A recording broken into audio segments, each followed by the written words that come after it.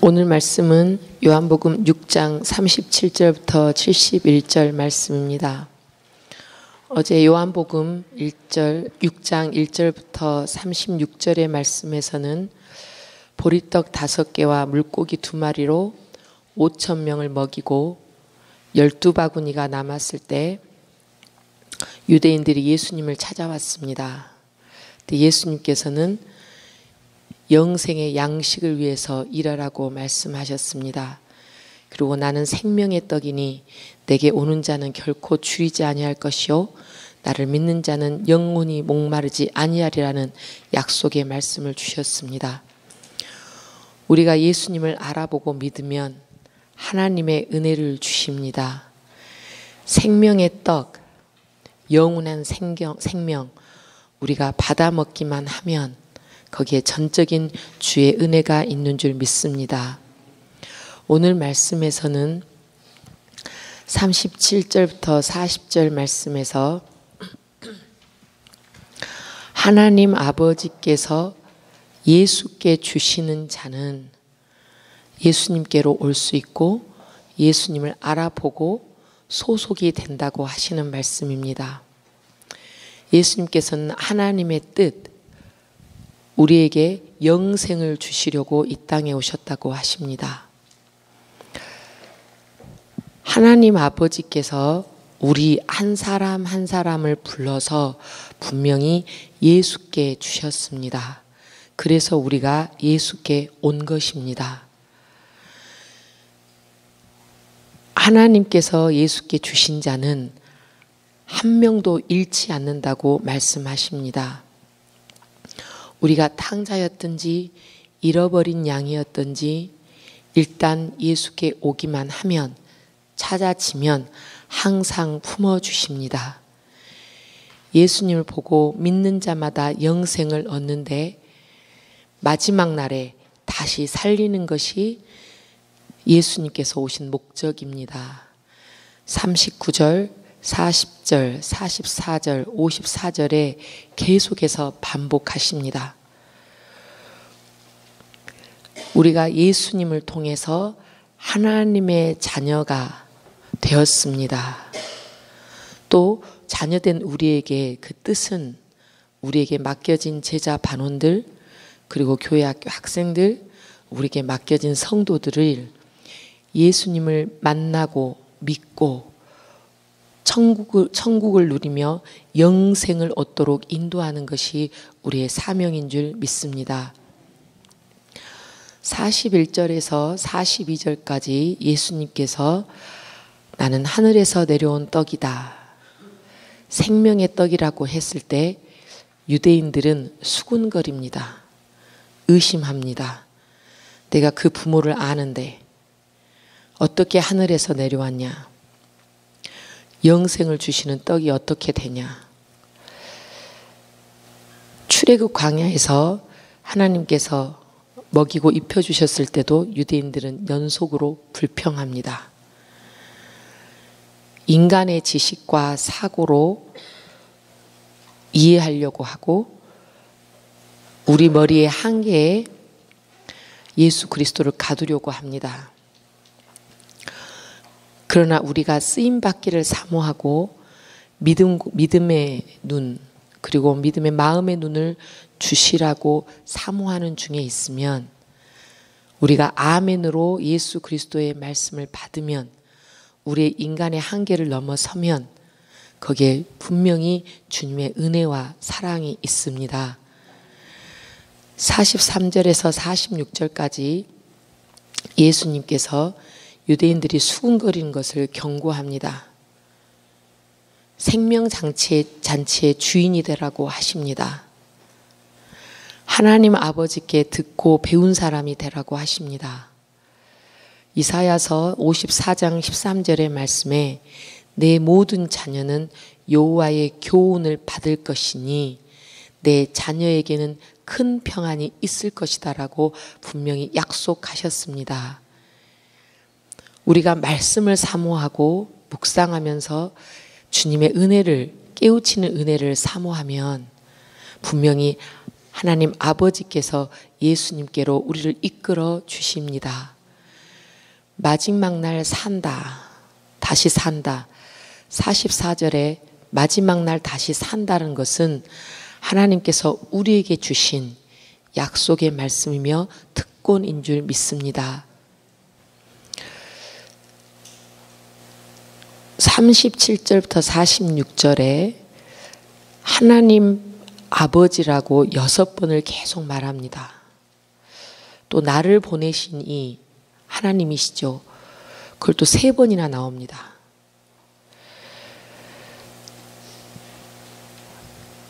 이 하나님 아버지를 매 절마다 강조를 하고 있는데 그 말은 예수님께서 하시는 모든 말은 하나님으로부터 온 것입니다. 하나님의 계획 안에 있고 모든 것이 하나님의 주관 안에 있습니다.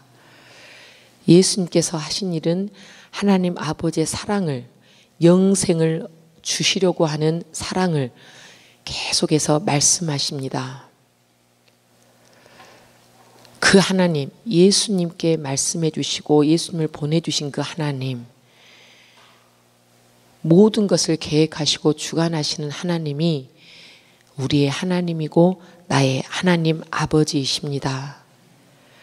모든 것을 책임져 주시는 분이 우리의 하나님이십니다. 나와 가장 친밀하기를 원하시고 그 안에서 참 기쁨을 주시려고 하는 그 하나님 아버지를 오늘 만나기를 원합니다. 47절부터 52절에 진실로 진실로 너희에게 이른다. 예수께서 하시는 말씀이 진실이다. 예수 그리스도를 믿는 자는 영생이 있다. 오늘 계속해서 반복돼서 나오는 말이 영생입니다. 요한복음 처음 시작했던 1장에서도 영접하는 자, 곧 그 이름을 믿는 자들에게는 하나님의 자녀가 되는 권세를 주셨고 영생을 얻는다라고 분명히 말씀해 주셨습니다. 49절에서 보면 만나가 나옵니다. 만나는 이스라엘 조상들이 광야에서 먹었지만 먹고 죽었다라고 말합니다. 영생이 없었습니다. 그러나 예수 그리스도는 생명의 떡이요. 48절에 생명의 떡이요. 하늘에서 내려온 떡이다. 살아있는 떡이다. 생명 자체이십니다. 그럼 나에게 참떡은 무엇일까? 내가 갈망하고 있고 내가 붙잡으려고 하는 이 참떡은 나에게는 무엇인가?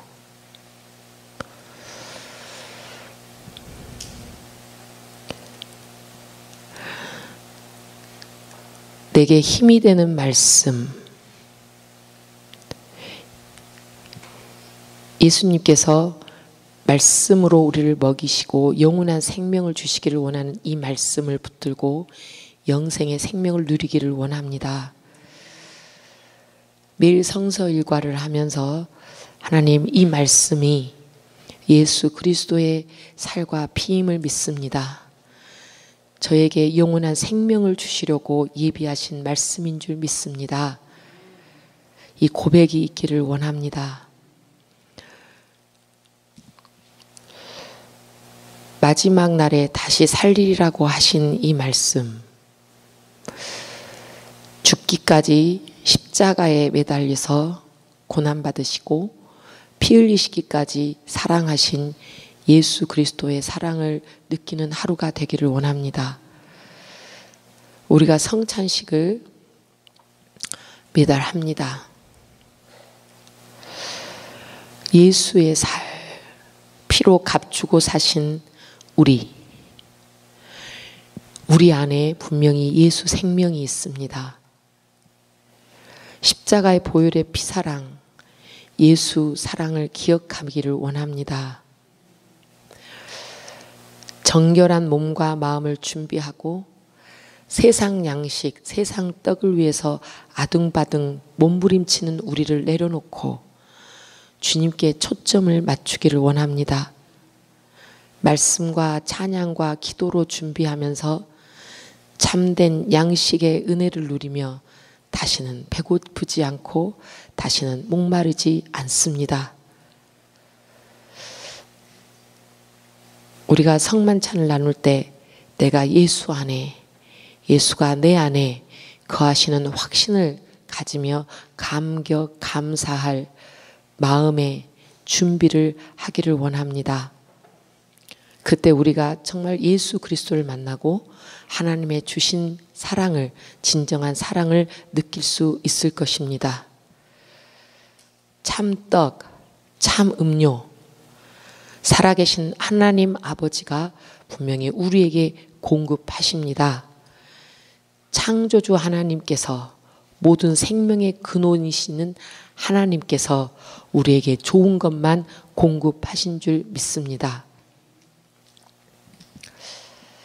이렇게 말씀하셨는데도 또다시 52절에 유대인들은 오해를 합니다.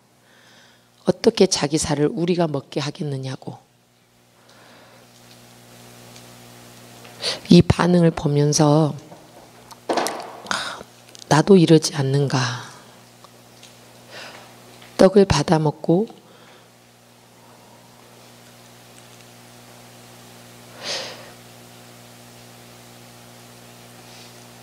예수 그리스도를, 주님을 영접한 우리는 참 양식, 참 떡, 생명의 떡이신 예수 그리스도를 분명하게 믿음으로 고백해야 될 줄 압니다. 그리고 감사 기도로 우리의 의심의 마음을 떨쳐버리고 하나님의 온전한 은혜를 누리기를 원합니다. 60절에서 61절에까지 제자들의 반응도 나옵니다. 말씀이 어렵다. 제가 이 말씀을 읽으면서 한 고백은, 주님, 말씀을 열어 주옵소서, 깨닫게 하여 주옵소서, 주님의 은혜가 임하게 하여 주옵소서. 머리가 좋은 것, 세상의 지식이 많은 것도 하나님, 이 말씀을 깨닫게 할 수 없습니다. 온전히 하나님의 은혜로 깨닫게 되고 깨닫는 눈과 귀를 열어 주옵소서. 이 기도를 하게 되었습니다. 62절에서 63절까지 인자가 이전에 있던 곳 천국으로 올라간다고 말씀하십니다. 부활 승천하신다고 말씀하십니다.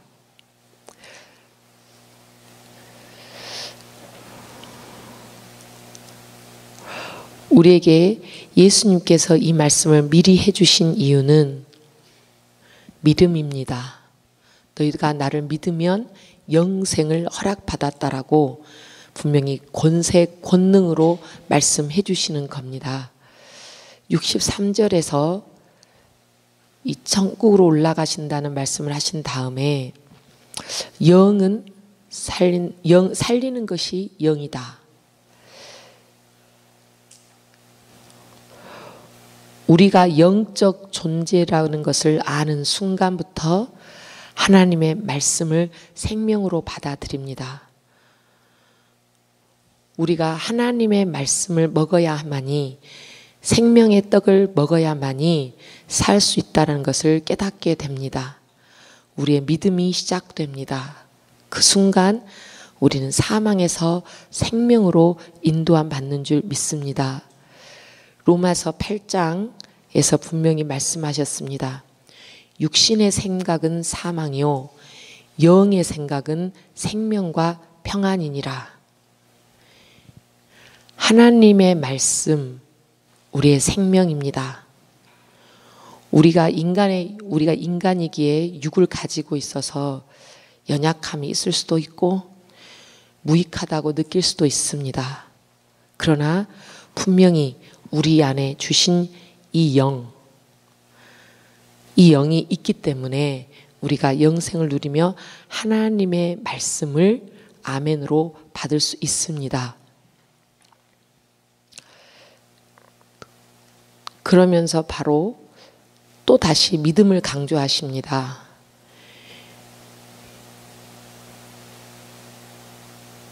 믿지 아니하는 자들이 있다. 팔자가 있다.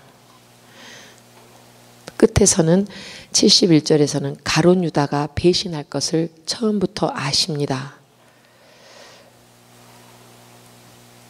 그러고 있는데 안타까운 것은 66절에 제자들 중에서 많은 사람이 떠나갑니다. 예수 믿는 소수의 제자만 남아 있습니다. 요한일서 4장의 말씀처럼 예수 그리스도께서 육체로 오신 것을 시인하는 영마다 하나님께 속한다라고 말씀하셨습니다.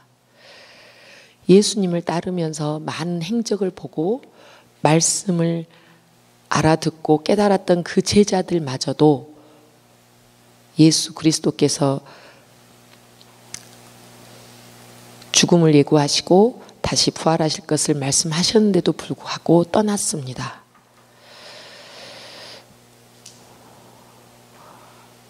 이 예수님의 제자도 이런 선택을 했는데 그럼 나는 약하고 더 연약하고 흔들리는 믿음을 가질 수밖에 없는 나는 이 말씀을 읽으면서 다시 한번 마음을 다짐했습니다. 분명히 65절 말씀처럼 하나님 아버지께서 오게 해야 예수께 올 수 있다고 하셨으니까 나를 이 자리에 있게 하신 분, 분명히 예수 그리스도께 오게 하신 분은 하나님의 능력이시기 때문에 나를 지켜주시고 흔들리지 않은 믿음을 주실 줄 믿습니다. 우리가 이 자리에 있는 것은 우연이 아니고 분명히 하나님께서 선택하시고 하나님께서 불러주셔서 믿음을 갖게 된 줄 믿습니다. 하나님의 사랑의 선물입니다.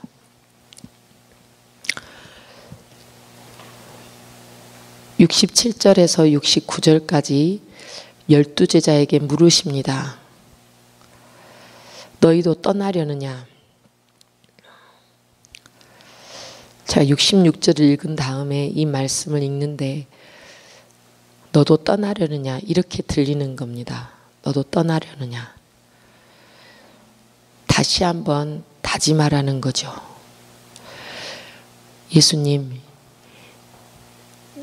예수님께서 저의 안에 있습니다. 제가 예수님 안에 영원히 있기를 원합니다. 베드로의 반응처럼 영생의 말씀이 주께 있으니 누구에게 갑니까? 하나님의 계시로 오신 예수님, 주는 하나님의 거룩하신 자입니다. 이렇게 고백하는 우리의 믿음, 입술이 되기를 원합니다. 주는 그리스도시요 살아계신 하나님의 아들이시오. 이런 고백이 있을 때 예수님께서 분명히 말씀하십니다. 내가 복이 있다. 내게 알게 하시는 이는 하늘 내 아버지이시다. 참된 양식, 참된 음료, 영원히 배고프지 않고 목마르지 않는 것은 예수 그리스도 안에 거하는 일입니다. 예수님께서 우리에게 다시 물으십니다. 무슨 떡으로, 무슨 양식으로 살고 있느냐? 우리의 대답은 생명의 떡이신 예수님입니다. 마지막 날에 믿는 자를 살리시는 권능의 예수님이십니다. 이 영생의 복을 주시는 분이 예수님이십니다.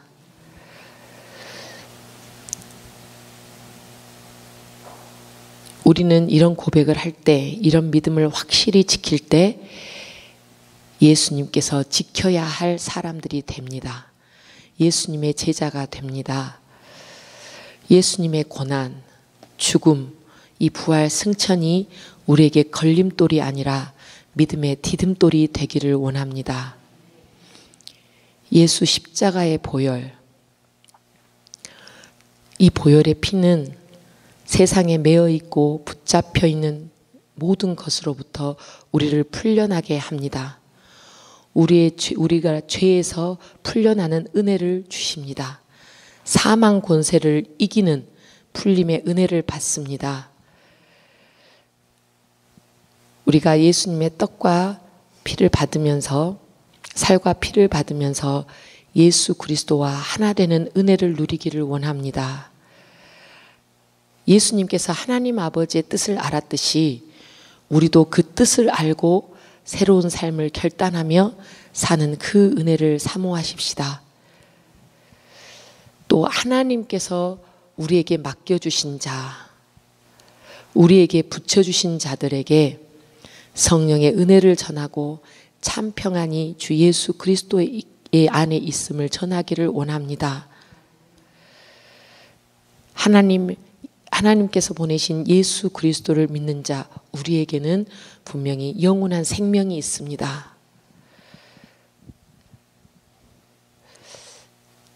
이 말씀, 영원한 생명이 있다는 이 말씀이 있기에 우리가 다시 힘을 얻게 됩니다. 마지막 날에 다시 산다라는 이 복음이 있기 때문에 우리가 마음의 힘을 다시 얻습니다. 오늘 이 영원한 생명을 믿는 믿음의 선물을 받기 위해서 우리와 우리 자녀들이 이 마지막 날에 다시 산다는 구원의 확신을 갖고 평생 승리하기를 위해서 기도하기를 원합니다. 생명의 떡, 오직 예수 그리스도를 붙잡고 사는 우리 인생이 되기를 간절히 기도하시기를 원합니다. 기도하겠습니다.